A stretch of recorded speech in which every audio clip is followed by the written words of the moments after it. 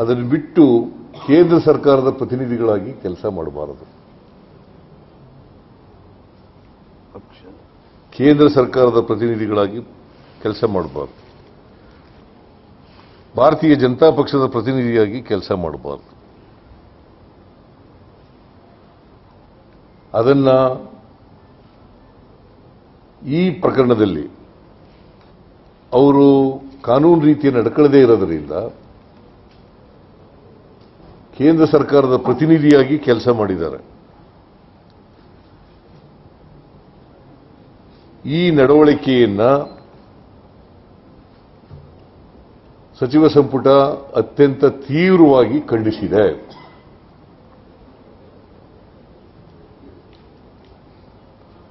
ಮೂರನೇದು, ಕೇಂದ್ರ ಸರ್ಕಾರ ಅನಗತ್ಯವಾಗಿ ಜನಗಳ ಆಶೀರ್ವಾದದಿಂದ ರಚನೆಯಾಗಿರ್ತಕ್ಕಂಥ ಕಾಂಗ್ರೆಸ್ ಸರ್ಕಾರವನ್ನ ಅಸ್ಥಿರಗೊಳಿಸಲಿಕ್ಕೆ ರಾಜ್ಯಪಾಲರನ್ನು ಬಳಸ್ಕೊಳ್ತಾ ಇದ್ದಾರೆ. ರಾಜ್ಯಪಾಲರು ಅವರ ಕೈಗೊಂಬೆಗಳಾಗಿ ಕೆಲಸ ಮಾಡ್ತಾ ಇದ್ದಾರೆ.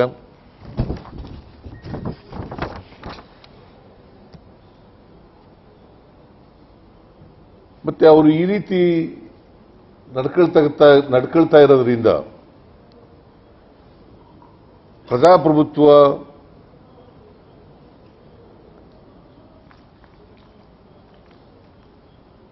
ಮೂಲಭೂತ ತತ್ವಕ್ಕೆ ಅಪಾಯ ಆಗ್ತದೆ.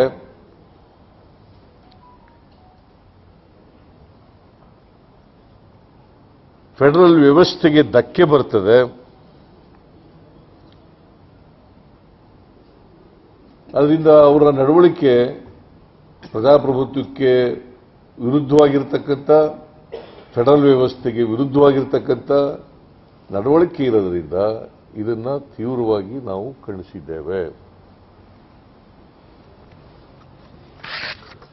ಆಮೇಲೆ ಬಹುಶಃ ಕೃಷ್ಣ ಬೈರೇಗೌಡರು ಬೆಳಿಗ್ಗೆ ನಿಮಗೆಲ್ಲ ಒಂದು ಕೇಂದ್ರ ಸರ್ಕಾರ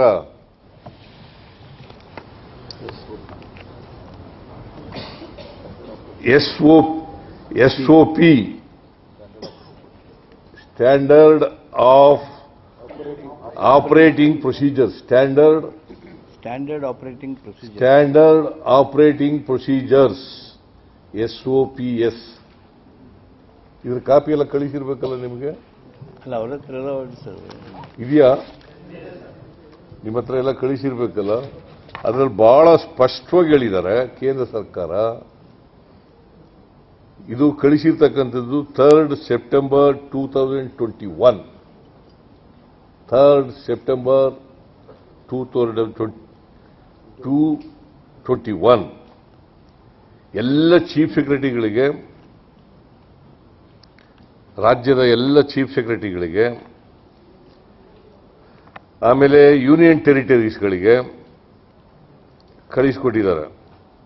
ಸಬ್ಜೆಕ್ಟ್ ಏನಪ್ಪಾ ಅಂತಂದ್ರೆ standard operating procedures for processing of cases under section 17A of the prevention of corruption act 1988 ಅಂತ ಇದನ್ನ ಕಳಿಸಿಕೊಟ್ಟಿದ್ದಾರೆ. ಇದೆಲ್ಲ ನಿಮಗೆ ಕಾಪಿಗಳೆಲ್ಲ ಸಿಕ್ಕಿದಾವೆ. ದಯಮಾಡಿ ಇದನ್ನ ತಾವೆಲ್ಲರೂ ಕೂಡ ಒಂದ್ಸಾರಿ ನೋಡಬೇಕು ಅಂತೇಳಿ ನಿಮ್ಮಲ್ಲಿ ಮನವಿಯನ್ನ ಮಾಡಲಿಕ್ಕೆ ಬಯಸ್ತಾ ಇದ್ದೇನೆ. ಸೊ ಇದನ್ನ ನೋಡಿದಾಗ ನೀವು ಬಹಳ ಸ್ಪಷ್ಟವಾಗಿ ಗೊತ್ತಾಗುತ್ತೆ, ರಾಜ್ಯಪಾಲರು ಕಾನೂನು ಬಾಹಿರವಾಗಿ ಇಲ್ಲೀಗಲ್ ಆಗಿ ಸ್ಯಾಂಕ್ಷನ್ ಕೊಟ್ಟಿರ್ತಕ್ಕಂಥದ್ದು ಇಲ್ಲೀಗಲ್ ಅಂತಕ್ಕಂಥದ್ದು ಬಹಳ ಸ್ಪಷ್ಟವಾಗಿ ಗೊತ್ತಾಗುತ್ತೆ. ಸೊ ಅದರಿಂದ ಇವ್ರಿಗೆ ಜುರಿಸ್ಟಿಕ್ಷನೇ ಇಲ್ಲ, ನಂಬರ್ 1. ನಂಬರ್ 2, ಅವರು ಸ್ಯಾಂಕ್ಷನ್ ಕೊಟ್ಟಿರೋದು ಕೂಡ totally against the constitution, totally illegal. Not followed the procedures. Not followed the procedures. It is mandatory on the part of the governor. So ಇದನ್ನ ಕೂಡ ಈ ಸಂದರ್ಭದಲ್ಲಿ ಹೇಳಲಿಕ್ಕೆ ಬಯಸ್ತಾ ಇದ್ದೇನೆ. ಬಹುಶಃ ಇಷ್ಟು ತೀರ್ಮಾನಗಳನ್ನು ನಾವು ಕ್ಯಾಬಿನೆಟ್ನಲ್ಲಿ ತೀರ್ಮಾನ ಮಾಡಿದ್ದೀವಿ. ನಾನು ಮತ್ತೊಮ್ಮೆ ಎಲ್ಲ ಕ್ಯಾಬಿನೆಟ್ ಕೊಲೀಗ್ಸ್ಗೆ ಧನ್ಯವಾದಗಳನ್ನು ಹೇಳ್ತೀನಿ, ಮತ್ತು ನಮ್ಮ ಕಾರ್ಯಕರ್ತರಿಗೆ ಮತ್ತು ಎಲ್ಲ ನಮ್ಮ ಮುಖಂಡರುಗಳಿಗೆ ಎಲ್ರಿಗೂ ಕೂಡ ಧನ್ಯವಾದಗಳು. ಜನರು ನಿಮಗೆ ಭೇಟಿ ಆದದ್ದು, ಜನರು ಭೇಟಿ ಆದದ್ದು, ಕಾರ್ಯಕರ್ತರು ಆಮೇಲೆ ಇದನ್ನ ವಿರೋಧಿಸಿ ಈ ರಾಜ್ಯಪಾಲರು ಕೊಟ್ಟಿರ್ತಕ್ಕಂಥ ಇಲ್ಲೀಗಲ್ ಸ್ಯಾಂಕ್ಷನ್ ಏನಿದೆ ಇದರ ವಿರುದ್ಧ ಕಾನೂನಾತ್ಮಕವಾದಂಥ ಹೋರಾಟವನ್ನು ಮಾಡ್ತೀವಿ. ಮತ್ತೆ ಇದು ಪೂರ್ಣ ರಾಜಕೀಯ ದುರುದ್ದೇಶದಿಂದ ಮಾಡಿರ್ತಕ್ಕಂಥ ಆ ತೀರ್ಮಾನ, ರಾಜಕೀಯ ದುರುದ್ದೇಶದಿಂದ ಮಾಡಿರ್ತಕ್ಕಂಥ ತೀರ್ಮಾನ. ನಾವು ಕೂಡ ಈ ರಾಜಕೀಯ ದುರುದ್ದೇಶದಿಂದ ಮಾಡಿರ್ತಕ್ಕಂಥ ಸರ್ಕಾರವನ್ನು ಅಸ್ಥಿರಗೊಳಿಸಲಿಕ್ಕೆ ಮಾಡ್ತಾ ಇರ್ತಕ್ಕಂಥ ಚುನಾಯಿತ ಸರ್ಕಾರವನ್ನು ಅವರು ಕಿತ್ತಾಕಬೇಕು ಅಂತೇಳಿ ಪ್ರಯತ್ನ ಏನು ಮಾಡ್ತಾ ಇದ್ದಾರೆ,